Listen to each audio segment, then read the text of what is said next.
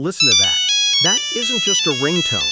That is the soundtrack of planet Earth for nearly 2 decades. At its peak in 2009, that specific melody, a snippet of a Spanish guitar waltz from 1902, was played an estimated 1.8 billion times a day. That is 20,000 times every single second. What's up, guys? Welcome back. Today we're talking about a company that didn't just dominate the market, they were the market. They had more money than the GDP of entire countries. They had a global army of loyalists. They had a device that, and I'm not joking, is literally used as a meme for being indestructible enough to survive a nuclear apocalypse. But then, silence. In less time than it takes to get a college degree, this titan of industry lost 90% of its value.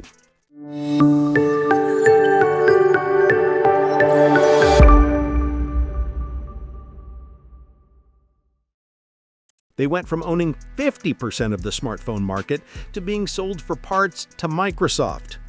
Now, you've probably heard the simple version of this story. Oh, they were old and slow. Oh, the iPhone came out and they didn't see it coming. Wrong. That is a lie. The truth is terrifyingly simple. Nokia didn't fail because they were stupid. They didn't fail because they were lazy. They failed because they were right. They failed because they were the absolute best in the world at doing exactly what they were doing. They were killed by the very thing that made them gods, their own rationality. In this video, we are going to open up the autopsy of the biggest corporate suicide in history. We're going to look at the secret Soviet-style bureaucracy that crushed 500 innovations. We're going to talk about the burning platform memo that some say was a deliberate act of sabotage. And we're going to find out why, when the iPhone was released, Nokia engineers didn't panic, they laughed. This is the story of how the King of the North froze to death. Okay, so to understand how we get to cell phones, we have to start here, with trees. Because the company that invented the future started out in the absolute middle of nowhere in 1865 making toilet paper. Nokia wasn't founded by a tech bro in a garage. It was founded by a mining engineer named Frederick Idestam, who built a wood pulp mill in Finland. For the first 100 years, Nokia was basically the Amazon of weird industrial stuff. They made paper, they made cables, and most importantly, they made rubber boots. I'm serious. The Nokia brand was originally famous for galoshes. And this is crucial, guys. This is the secret sauce of Act 1. Nokia wasn't a tech company, they were a survival company. Finland is cold, dark, and historically squeezed between powerful empires. To survive, you have to be tough, and you have to pivot.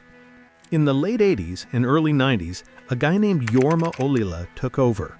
The company was a mess. They were making TVs, tires, and toilet paper. Ollila did something crazy. He looked at this messy conglomerate and said, "Cut it all. We are betting the entire farm on this new thing called GSM." This was the first dopamine hit for the company. They stripped away the safety net. They sold the paper mills. They focused entirely on connecting people. And because they had that industrial background, that rubber boot DNA, they knew how to build things that didn't break. Entered the year 2000, the millennium, the era of frosted tips and Britney Spears, and the Nokia 3310. If you are Gen Z, you might not understand this, but this object, this was the Excalibur of mobile phones. It didn't just make calls, it was a fashion statement. It had Express-On covers, so you could change the color from neon green to hot pink. It was personalized, and it was invincible. There are stories, legit stories, of people dropping these phones from second-story windows, dropping them in toilets, dropping them in lakes. You'd pick it up, blow on it, snap the battery back in, and it would turn on. It was the AK-47 of electronics. Cheap, reliable, and indestructible. But the hardware was only half the addiction. The software hook was a little game called Snake 2. This game was the original dopamine loop. It was simple. Eat the dot, get longer, don't hit the wall. It was developed by a guy named Tinelli Armanto, and it was pre-installed on the phone. You couldn't delete it, you didn't need to download it, it was just there, waiting for you when you were bored on the toilet. This was the ladder. Rung 1, the phone is cool and customizable. Rung 2, it never breaks, so you trust it. Rung 3, you are addicted to the game inside it. By the mid-2000s, Nokia was flexing so hard, they started making phones that didn't even look like phones. They made a phone that looked like a lipstick case. They made a phone that looked like a taco, the N-Gage. They were throwing spaghetti at the wall and all of it was sticking. They had 50% of the market. They were the pride of Finland. They contributed to a massive chunk of the country's economic growth. Working at Nokia wasn't just a job. It was like playing for the New York Yankees in the 1920s. You were untouchable. But here is where the trap was set. When you are the best, when you're winning every single game, you stop looking at the scoreboard. You stop looking at the other team. You start thinking that the rules of the game will never change. They had the money. They had the talent. They even had the technology before anyone else. But they had a villain growing inside the building. Hey, real quick, before we introduce the villain of this story, we put a ridiculous amount of research into these videos to find the facts that no one else talks about. If you're enjoying this deep dive into tech history, please hit that subscribe button and turn on notifications. It helps us feed the algorithm so we can keep bringing you these documentaries. Also, share this with a friend who still has a Nokia brick in a drawer somewhere. Okay, back to the disaster. Let me tell you a story that will drive you crazy. The year is 2004, 3 years before Steve Jobs walks onto a stage with an iPhone. Inside a secret R&D lab in Finland, a team of Nokia engineers is presenting a new device to management. It has a large color screen.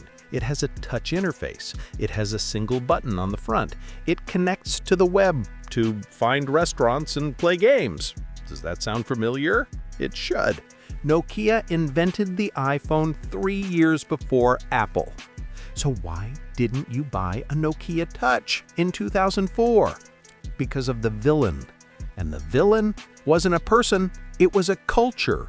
A former manager named Juhani Risku later revealed the insanity of Nokia's internal culture. He called it a Soviet-style bureaucracy. Imagine this. You have a great idea. You bring it to your boss. Your boss has to bring it to a committee. That committee has to report to his strategy board. Risku said his team submitted 500 proposals for improving the software. Better icons, easier menus, faster loading. Do you know how many were approved? 0. Why? Because the management looked at the numbers. Hey, this touchscreen phone costs a lot to make. If we drop it, the screen might crack. Our customers love us because our phones don't crack. Also, the battery life is worse than the 3310. So no, kill it. Management said, management did the usual. They killed it. They were looking at the metrics of the past. Durability, battery life, cheap manufacturing, to judge the device of the future. This is what business books call the innovator's dilemma, but I call it the golden handcuffs. They were making so much money on cheap brick phones that they couldn't justify spending money on expensive smart ones. Fast forward to 2007, the iPhone launches. Now the legend says Nokia panicked, but the reality is way worse.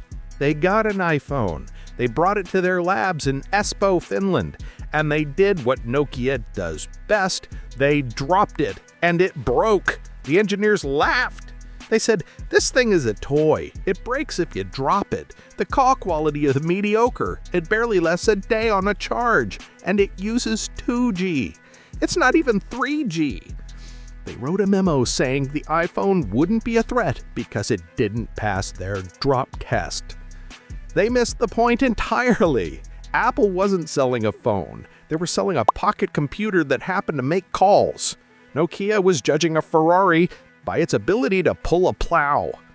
But the cracks were spreading. While Nokia was laughing at hardware, Google was building Android.